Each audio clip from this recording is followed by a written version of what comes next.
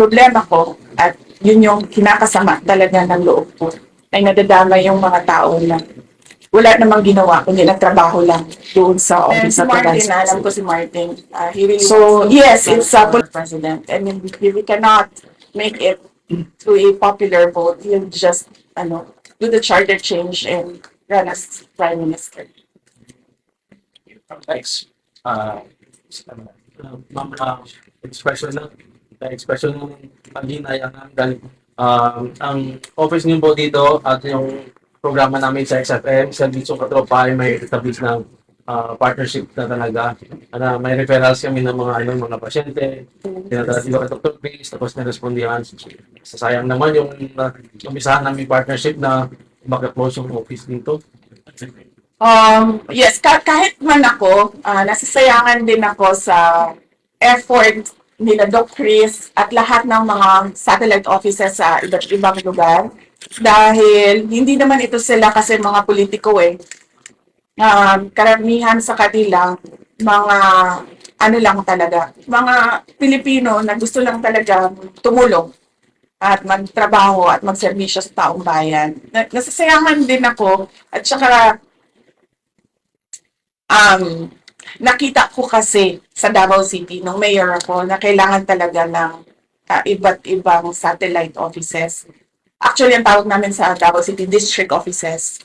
Divided into 11 districts ang Davao City. One district office per district. Political district, we call it. Nakikita ko kasi madami talagang mga tao na pag hindi malapit yung access nila sa government services, wala na rin sila talagang initiative na pumunta kung nasaan yung sentro. So, yes, nasisayangan din kami. Pero tingnan natin, sir, kung ano yung kalabasan na budget ng Office of the Vice President, and then we'll work around it and see what projects we still can do by January 2025. Next, from the JD Garden. Darling from the Duterte, Vice President. From the way things are, it is quite obvious that you are of trend of demolition and being discredited because of the 2020 elections. My question is, are you eyeing the presidency in 2020? Wala pa yan sa mga plano ko, ma'am. I was asked kung tatakbo ba ako sa 2028 and then I answered doon sa mga kasamahan natin sa media sa National Capital Region. December 2026 would be the best time to decide kung tatakbo sa 2028. There's a follow-up from the OVP media. Ang sabi po ni Deputy Speaker Suarez, bakit daw pare-parehas yung mga travel order na bakit pare-pareho na may travel order lahat ng mga officials ng OVP na sinusubpina on the day of the hearing? Ang accusation niya daw, merong malicious intent na issue ng travel order. That is not true. In-explain ko na kanina, no? Walang mali siya yan. Meron kaming OVP anniversary sa November, 89th anniversary sa November 15. Lahat kami, tulad kami ni JC, nandito kami ngayon to discuss OVP anniversary for Panay and Negros Island. So, merong isa pumunta ng Cebu at merong isa his trip was not for a anniversary. Ang trip niya is to Caraga, preparing for possible typhoon sa December. Kasi usually Mindanao, December yung bagyo sa Mindanao. Experience namin doon. Even nung mayor ako, nakadalawang bagyo ako. December lagi ang Mindanao na bagyo. And then the other two, yes, Thanksgiving ang kanila. Yung isa Bukidnon ng area. So, kahit ako man, wala din ako sa central office for after November 16 kasi tuloy-tuloy na yung mga Thanksgiving activities ng iba't ibang satellite offices. Busy ang Office of the Vice President ngayon kasi from our 89th anniversary, November 15, meron na kaming year-end celebration on November 29. So, pinasok namin lahat ng schedule between November 15 and November 29. And then ang maiwan na lang for December are the Christmas gift giving doon sa Luzon sa NCR. Follow-up. Yeah. Madam Vice President, Yes, your ma'am. father was spoken to have said na he's asking you to get out of politics. So it's your Yes, ma'am. Oo. Pagkatapos niya ako sinabi na tumakbo ako mayor, tumakbo ako vice mayor, sabihan niya ako na, darating tayo doon, ma. Darating din tayo doon na hindi na ako sasali sa politics. Ako man, gusto ko din. Ang problema ko is that I need to answer to 32.2 million Filipinos na who gave their trust and confidence for me to become the vice president of everyone, hindi lang 32.2 million. Darating din tayo doon na hindi na ako sasali sa politika. But buhay kasi natin, hindi natin alam kung anong mangyayari bukas. We can only plan, but it's always God's purpose that shall prevail. So, plano lang tayo ng plano, ma'am, pero magtiwala din tayo sa Diyos. Follow-up kay Sen. Congratulations.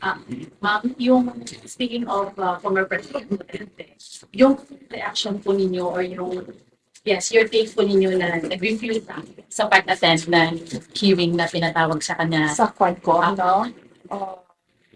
Well, that is his prerogative. Hindi ko alam kung bakit hindi siya umattend sa invitation ng hearing ng kwan ko.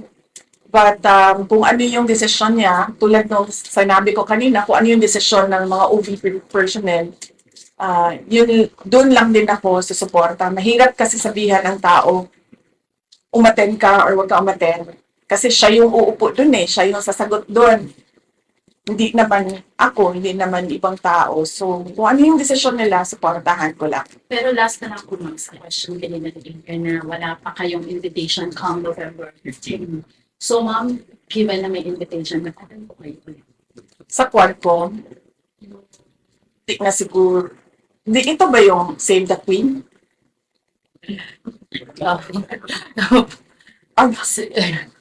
Bakit po kayo ma'am? Kung yung Save the Queen lang komentan ko na lang yan siya, ma'am. Kasi ma'am, walang gumagawa ng operation na sasabihin niya kung ano yung objective ng operation niya. Let's say, for example, ang operation ko ay Save the Queen. Napaka-obvious naman siguro nun na parang tipong ang aming operation ay to make sure that she becomes president, and ang pangalan ng operation namin ay Save the Queen. Parang walang tanga na operator na ipapangalan mo sa operation mo ay kung ano yung objective mo. So hindi ko pa kayo. So, pag-iisipan ko, ma'am, pag gusto kong makipag-away, siguro, atan ako, ma'am. Pero, sa ngayon kasi sabi ko kay JC, parang, sa January na lang makipag-away kasi nga sobrang busy talaga yung Thanksgiving ng 89th anniversary. And ito din yung introduction namin sa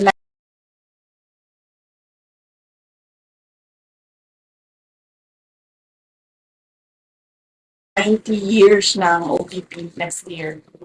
Thank you po. Any more question? Last one question. Follow up, may replacement na ba kay Attorney Boa after his resignation as your official spokesperson? Wala pa, sir. Sa ngayon, wala pa kaming replacement for the Office of the Vice President spokesperson. And if you have recommendations or a short list, we'd welcome your recommendations. Last question. May tanong? Ikaw kanina? Oh, but no, napakahalaga ng Panay and Negros Island satellite office namin. Last question. What can you say about the party list, another party list identified during former President Rodrigo Duterte time as friends that are still running po? Sorry. What can you say about the party list and other ACT? other identified party lists that are as administration that are still running? Kabayan lang. Makabayan Black. And the ACT teachers, no? Yes, yes. Well, sa mga botante, pag-isipan ninyo kung susuportahan nyo yung ACT party list kasi kahit na convicted na sa child abuse, yung kanilang nominee ay hindi pa rin nila pinapalitan. So, hindi ko lang alam or hindi ko alam. Hindi tama na isang grupo ng isang party list ng mga teachers ang kanilang nominee ay isang tao na convicted with the crime of child abuse. So, pag-isipan ninyong mabuti yan bago kayo bumoto ng party list. And sa iba namang mga makabayan block na party list, ilang beses na inulit-ulit ng NTF-ELCA kung ano yung connection nila sa CPP, NPA, NDF. Yes, sir. We know Sorry, that you sir. we know that you are close to Pastor Biboy. What can you say about this case?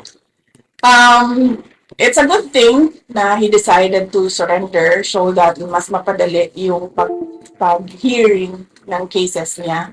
And I understand he's fully cooperating with the courts. And sana ay matapos na i-resolve na yung kanyang mga kaso. Kung meron man siyang kailangan panagutan, then panagutan niya. Kung inosente man siya, then mapalaya na siya. One last Personal decision, one of the kanina local body or national candidate kasi maganda yung experience ko last week. Meron ka lang mga tao na nagsasabi sa akin. Umoto lang sa kanya ng sinabi ko. So, given that some people follow what I say, meron akong parang hesitation na magsabi ulit ng gusto ng tao. Pero, paalala ko lang sa ating mga dutante na pinag-isip na yung mga kandidato sa mga lugar.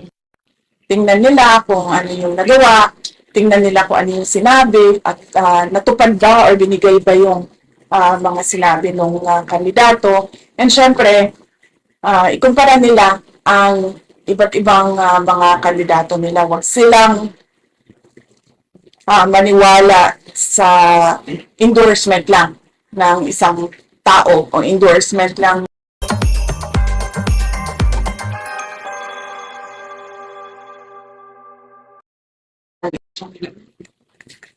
including that answer.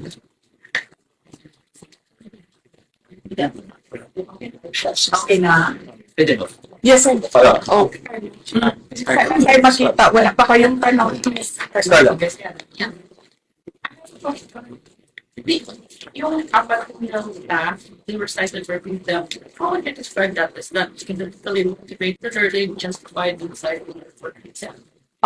Lahat, sa simula pa lang ma'am, nagsabi na talaga ako na the hearings in the House of Representatives are politically motivated.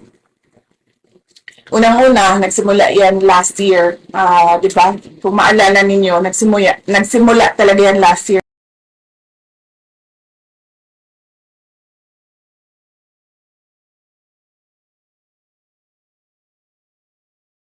Sa confidential funds.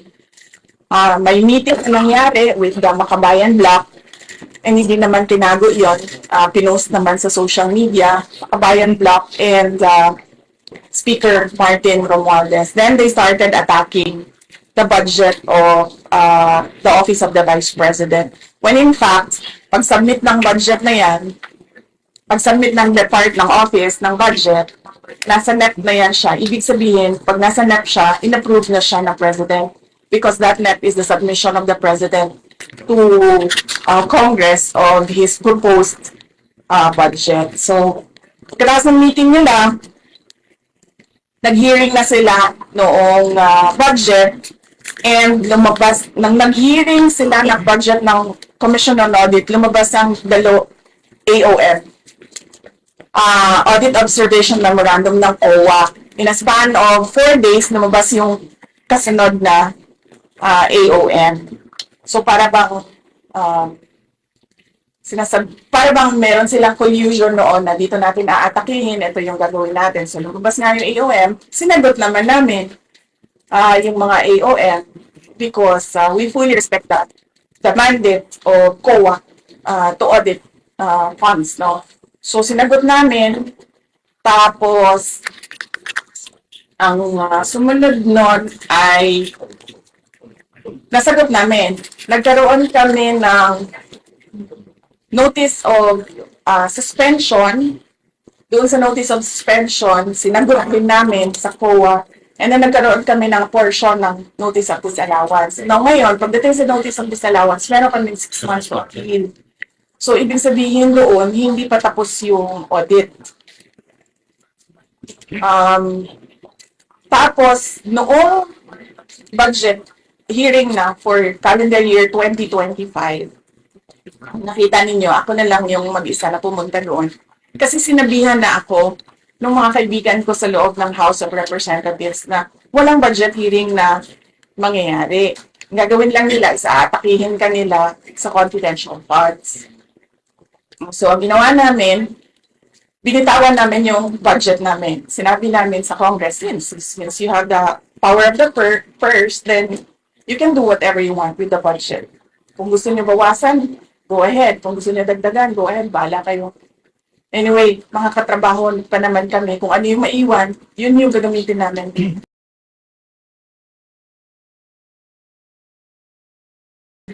Para magtrabaho. So, yun. So, they started attacking me in the budget hearing. Hindi nila magawa. Kasi nga, binitawan na namin yung budget. Sinabi namin sa inyo na yan. Ang ginawa nila, what they cannot do in the budget hearing, they created a privileged speech ko noon, questioning yung mga ginagawa na projects ng Office of the Vice President, and then they referred it to the committee. And then the committee, did the hearings doon sa privileged speech ni Congressman Valeriano, was it? So, ngayon, pagdating naman doon, kung makikita mo, wala namang nakamention na confidential funds sa privileged speech ni Valeriano, pero lahat ng tanong nila doon sa hearing nila ay patungkol sa confidential funds. So, noong una, pumunta ako doon, sinabi ko sa kanila na ang ginagawa ninyo ay fault finding. Naghahanap kayo ng mali kasi wala kayong makita, naghahanap kayo ng mali para makapaggawa kayo ng impeachment. Sinasabi nila, siya lang naman nagsasabi ng impeachment, hindi mo kami nagsasabi. Hindi. As early as November last year, nag-announce na si Franz Castro, nagsabi na siya na we are talking about impeachment. Ang problema sa kanila kasi wala talaga silang evidence of wrongdoing. That is why pinipilit talaga nila na maghanap ng katiwalian, kumbaga, dyan sa mga hearings nila na hanggang ngayon, hindi pa rin nila nakukuha. Sinisira lang nila ng sinisira yung institution, yung integrity ng dignity ng institution ng Office of the Vice President, and of course, yung mga pangalan ng mga ordinary employees. Doon masakit ang loob ko kasi mga ordinary employees lang ito sila. I mean, sa akin, wala namang problema na sirain niyo ang pangalan ko. Kasi nung pumasok ako sa politika, expected naman na talaga yun na 'Di ba? Sa politika, siraan talaga yon. Sisirain mo ang kalaban mo para magmukha kang malinis, magmukha kang mabait. Ganun ang usual na strategy ng mga politicians. So, walang problema sa akin. So, yes, it's politically motivated, ma'am. Kasi, um, dahil hindi ko alam kung anong kinagalit ni Lisa Marcos sa akin. Ang sabi niya, yung tumawa daw ako sa pagsabi ni PRD na yung president. Yun naman yung sinabi niya na kinagalit niya sa akin. So, wala na tayong magawa niyan. That's her personal take and personal feelings. And then si Martin, alam ko si Martin, he really wants to run for president. And if we cannot make it to a popular vote, he'll just do the charter change and run as prime minister. Thanks. Ma'am, expression